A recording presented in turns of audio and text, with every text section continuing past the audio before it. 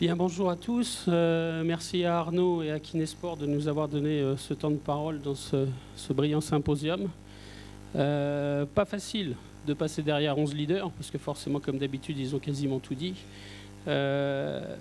Heureusement pour nous, on partage la majorité de ce qu'ils ont exposé et on va présenter les choses en prenant un biais un petit peu différent, parce qu'on va partir d'un cas clinique d'un joueur qui avait été opéré par le docteur Reboul pour exposer un petit peu notre façon de voir la rééducation d'une pubalgie.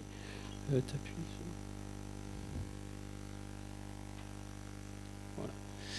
Donc, joueur de football qui était un joueur de Ligue 2, une chirurgie pariéto-abdominale bilatérale. Il avait une anthésopathie du long adducteur, mais le choix avait été fait de ne pas y toucher parce que les signes cliniques n'étaient pas prédominants. Et il fait son entrée à Clairefontaine à J10 de sa chirurgie.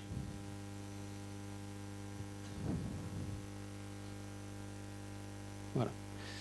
Donc c'est un joueur de 29 ans qui présente quelques particularités morphologiques qui en font un sujet à risque, une lordose lombaire, un déficit de force d'adducteur un petit peu chronique suite à une première blessure, et il a une apparition de douleur inguinale et au niveau de son adducteur gauche.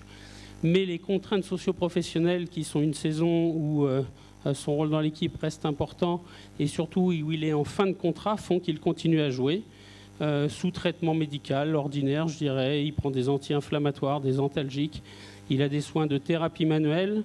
Il est dans un club de Ligue 2, c'est pas non plus des staffs pléthoriques, donc il peut pas non plus avoir quelqu'un qui le prend en charge de façon, je dirais, très importante sur le fond.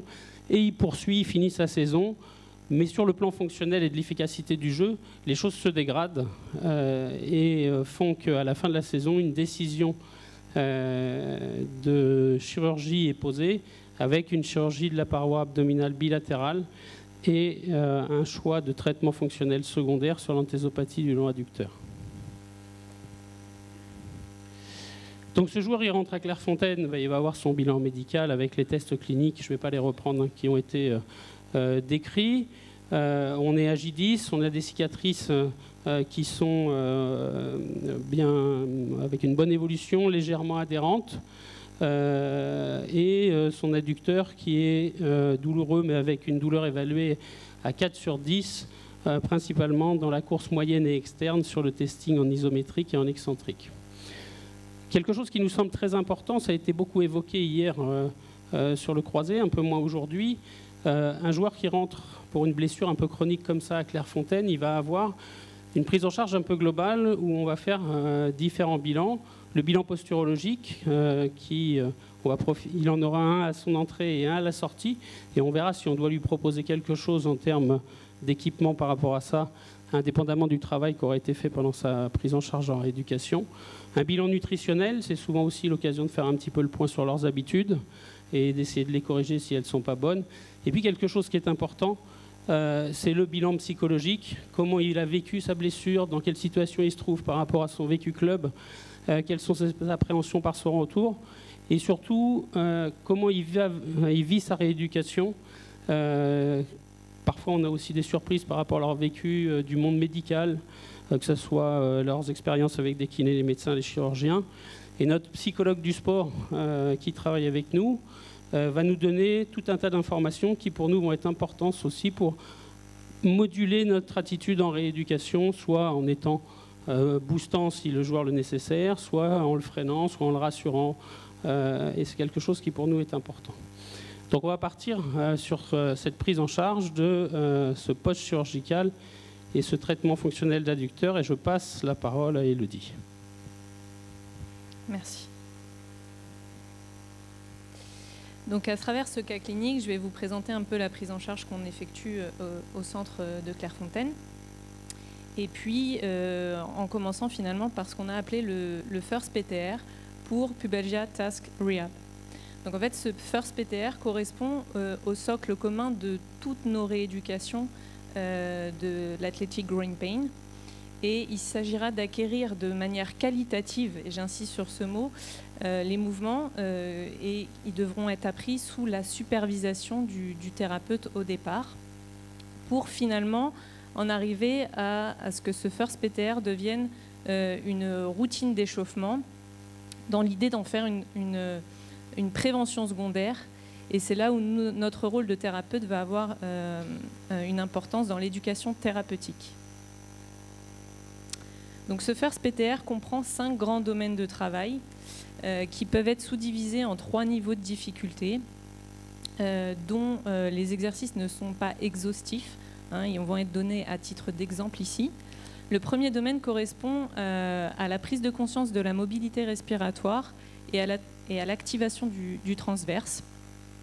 Le deuxième domaine correspond au gain ou à l'entretien de la mobilité du bassin. Troisième domaine, au gain ou à l'entretien de la mobilité de la hanche et de la coxofémorale. Quatrième domaine correspond à l'activation musculaire des adducteurs.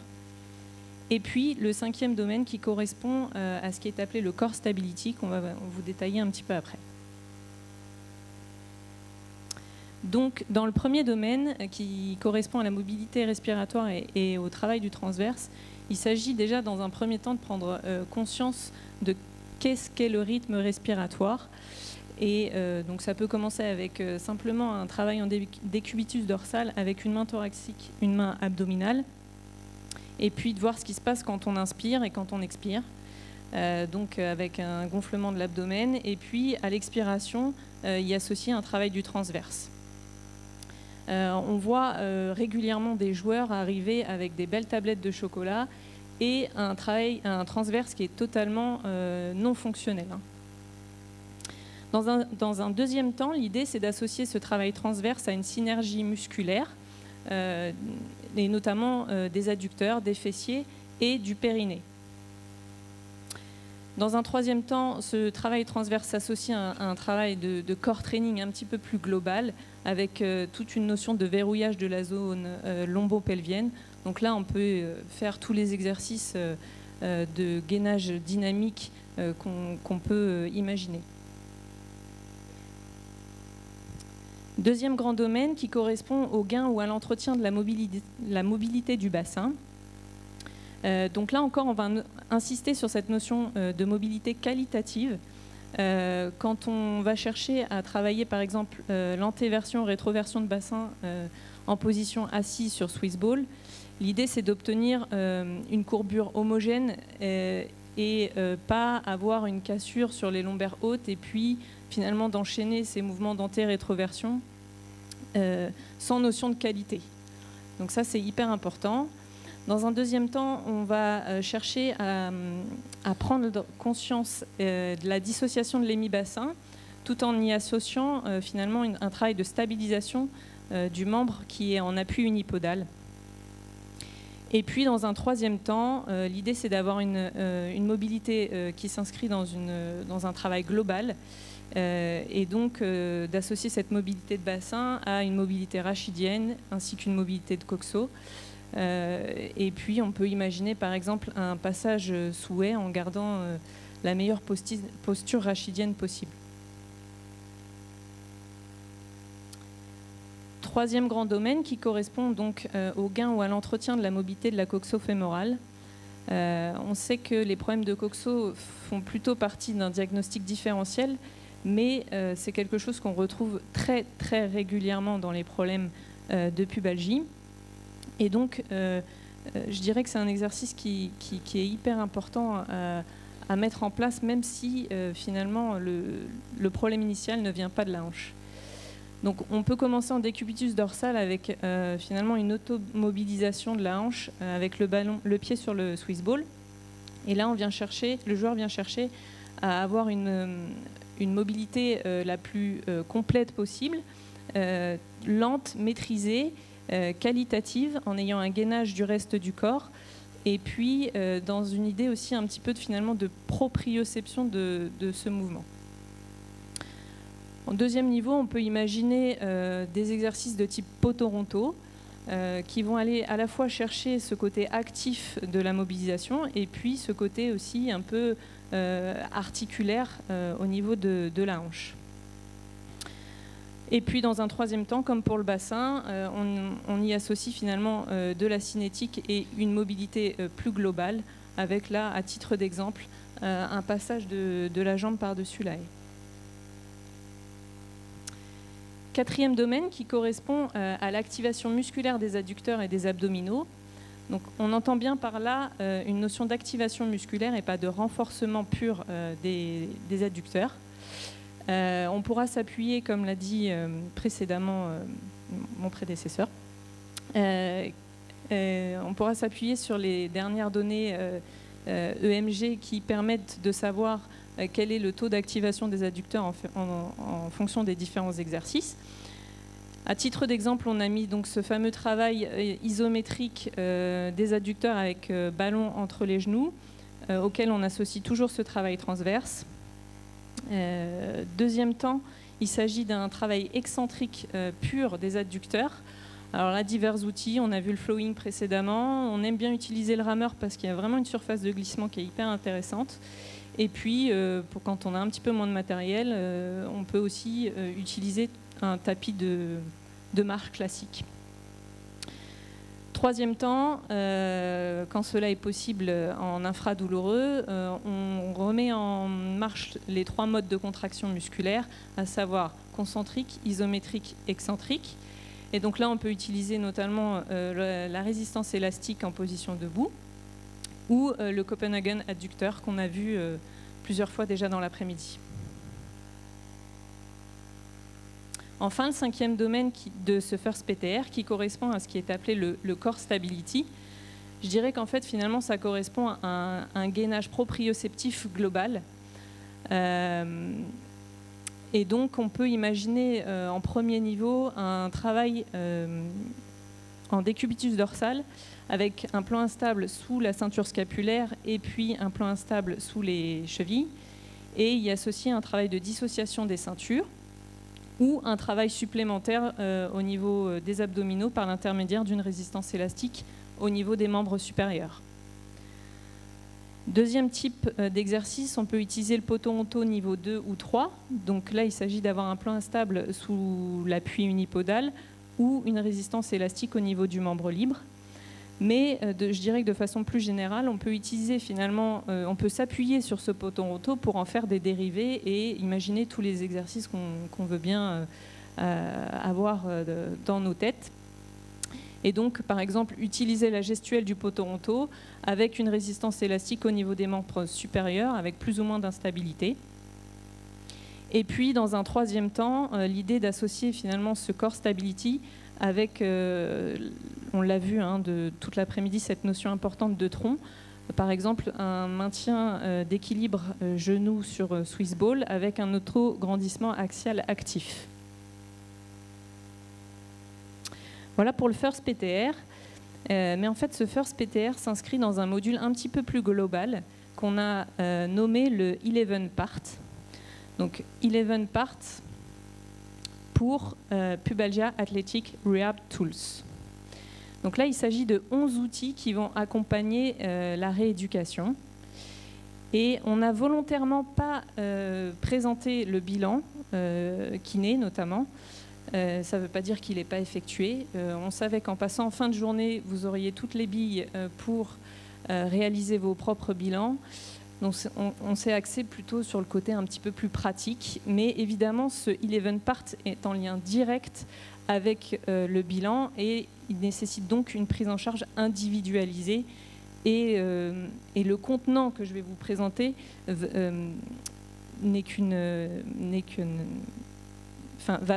va permettre d'avoir un contenu qui va s'adapter effectivement à chaque patient.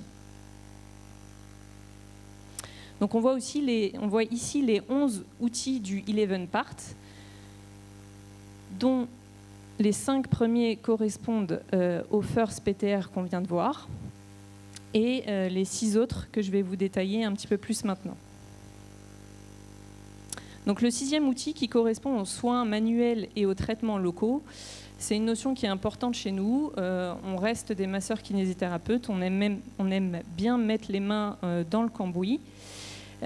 Donc dans soins manuels, on entend tout ce qui touche de près ou de loin à la thérapie manuelle, adaptée évidemment en fonction du bilan du patient. aux diverses techniques d'inhibition musculaire qui vont être en fonction des préférences de chacun. Et puis, en l'occurrence, sur ce joueur, les traitements au niveau de la paroi, au niveau de la cicatrice, avec une action défibrosante, ou en tout cas pour éviter la fibrose. Un traitement des fascias hyper important. Et puis, pour ce joueur, on avait mis en place un traitement de 6 séances d'ondes de choc focales, pour lequel il est passé d'une EVA à 8/10 sur la première séance à une EVA à 3/10 à la dernière, tout en sachant qu'on avait augmenté les énergies délivrées. Et puis, comme le petit plaisir des ondes de choc ne suffisait pas, on a mis en place une petite séance de dry needling sur le pectiné. Et puis, c'était un vrai régal, quoi. Au niveau des traitements locaux, on entend par là en fait tout ce qui va être travail cicatriciel. Donc, en fonction évidemment de la chirurgie qui a été pratiquée ou pas d'ailleurs. Au niveau de la paroi, il s'agit d'un travail excentrique des abdominaux. Donc, nous, on utilise parfois le module tronc sur l'isocinétique quand on peut l'avoir, mais ça peut être un travail, par exemple, excentrique sur chaise romaine où on freine l'extension du rachis. Et puis au niveau des adducteurs, même principe, on en a vu plusieurs des exercices d'excentrique adducteur. On peut également utiliser l'isocinétique si on en a, ça nous permet d'avoir des données quantitatives et une évolution aussi au niveau de l'aspect des courbes. Le 7e outil qui correspond à la synchronisation neuromusculaire et à la rééducation neurosensori-motrice. Alors, qu'est-ce qu'on entend par là, on entend finalement une notion de verrouillage suspubien et sous-pubien. Donc, on a vu que dans la gestuelle sportive, on avait besoin de mobilité, mais on a également besoin de stabilité. Et c'est là où rentre en jeu cette notion de point fixe, dans l'idée d'avoir une efficacité musculaire optimum. Donc, de façon très schématique, on peut voir ici le verrouillage suspubien par l'activité principale des abdominaux et puis le verrouillage sous-pubien par l'activité principale des adducteurs. Le 8e outil qui correspond à la reprogrammation des mécanismes d'amorti du pied. Et j'irai même au-delà, je rejoindrai un petit peu ce qui a été dit plus tôt avec cette notion finalement de toute la chaîne montante et donc de la gestion du pied à la gestion de la cheville, du genou, le contrôle du valgus, de la flexion, jusqu'à, vous l'avez vu, la gestion du tronc dans le mouvement. Tout ça dans l'idée d'avoir une gestuelle optimum et puis, pourquoi pas, réduire les forces de cisaillement au niveau de la symphyse. L'outil numéro 9 qui correspond à la réathlétisation adaptée et individuelle du joueur, qui a été chez nous débuté pour ce joueur à J29 à titre indicatif. On pourrait y faire un topo entier. L'idée, c'est déjà de dire qu'on a mis en place un reconditionnement énergétique sur ce joueur parce que, et de façon générale, les joueurs peuvent arriver avec un déconditionnement complet, c'est-à-dire qu'ils sont à l'arrêt depuis un moment, ou alors ils continuent à jouer mais de façon adaptée avec des entraînements qui sautent, ou alors ils continuaient la pratique totale mais avec 60% de leurs possibilités et donc du coup ils arrivent avec un déconditionnement énergétique. Donc ça commence très tôt par un cardio haut du corps, puis cardio vélo, ensuite fartlek et intermittent. Pendant le séjour, il y a un test d'effort qui sera réalisé également pour avoir le seuil et la VMA et pour pouvoir adapter finalement le travail énergétique par la suite. Dans un second temps, ce qu'on entend par réathlétisation, c'est le travail d'appui qui va être réalisé par le prépa physique et on va y ajouter donc une notion de progressivité dans l'intensité et dans les contraintes au niveau des exercices, avec tout un travail de dissociation des ceintures, changement de direction, retournement et le maintien des alignements à l'effort. L'outil numéro 10 qui correspond finalement à la réintégration du geste spécifique du sportif, qui est évidemment intriquement lié au point précédent. Ce qu'on peut ajouter à ça, c'est une progressivité dans l'intensité et la complexité du geste.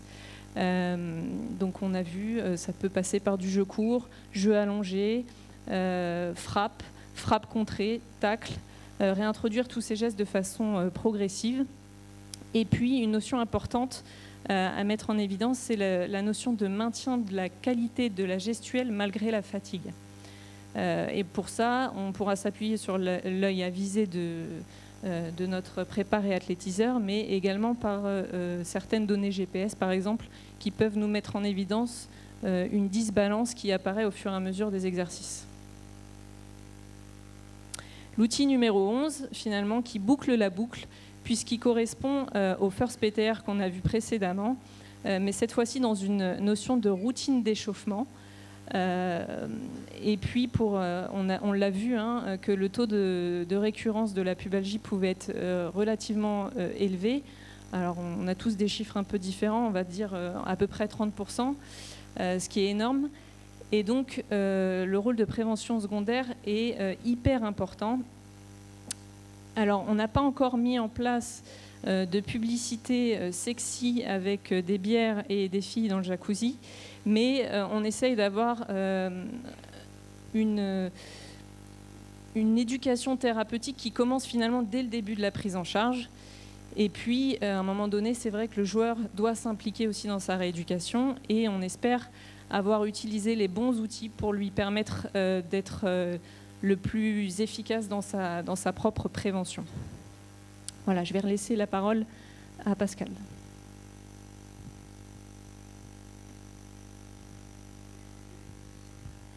Donc une fois qu'on a fait ce chemin avec ce joueur, il est retourné à 5 semaines et demie en post-opératoire dans le club. Nous, dans nos habitudes, donc il y a un bilan de sortie comme dans tous les centres, hein, de façon classique. On tient beaucoup au lien un petit peu personnalisé, c'est-à-dire que nos kinés sont en lien avec les kinésithérapeutes du club de façon un peu personnalisée. Pareil pour le préparateur physique et pareil pour les médecins. Donc il sort avec l'ensemble de son dossier, l'ensemble des vidéos, l'ensemble des documents chiffrés, et puis nos préconisations.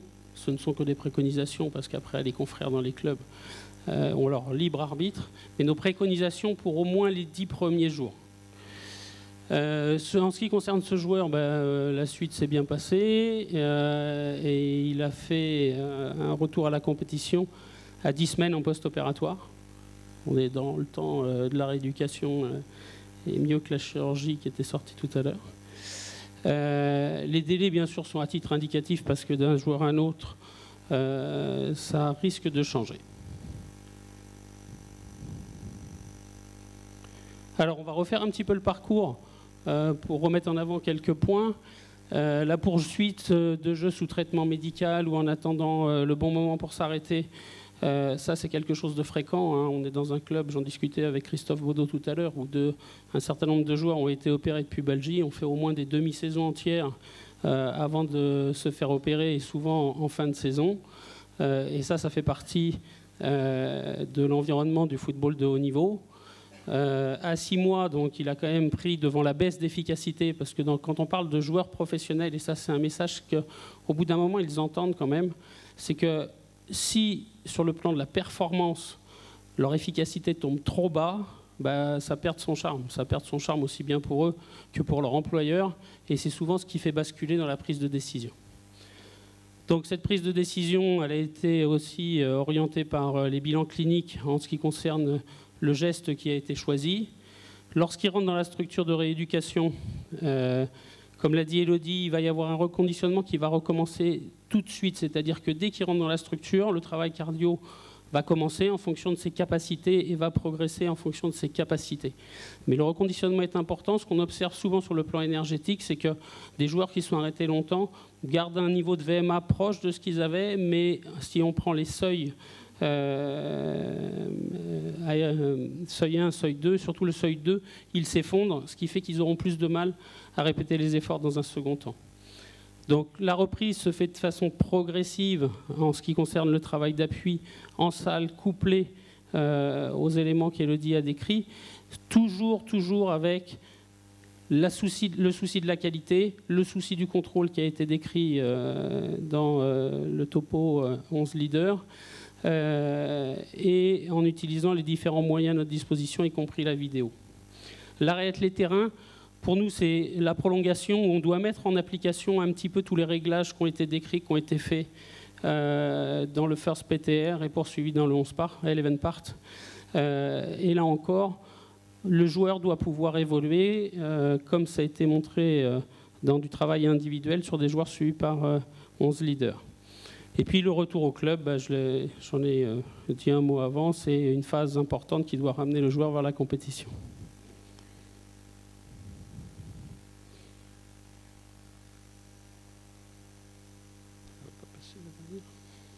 Ah, voilà. Donc, en conclusion, la façon dont on a vu visualiser un petit peu la prise en charge de nos pubalgies en rééducation, c'est cette pyramide avec ce socle qui est le First PTR, qui nous semble être un petit peu la remise en place, les réglages indispensables pour pouvoir construire après dessus et ramener le joueur à sa fonction. Après, on va avoir les différents outils qui ont été décrits par Elodie. Et ce qui me semble très important, et un des messages qu'on passe aux joueurs quand ils passent en soins chez nous, c'est que, et notamment dans le monde du football professionnel, un joueur, il joue cette année à Paris, l'année prochaine à Monaco, l'année suivante au Real de Madrid. Il aura des staffs très performants à sa disposition, mais il a ses particularités anatomiques, biomécaniques, et il doit apprendre à être autonome sur au moins la base de ce qui doit lui permettre de se protéger par rapport à la rechute sur la pubalgie. Et donc, on passe absolument le message à ces joueurs qu'à un moment, ils doivent s'autonomiser. Voilà, merci de votre attention.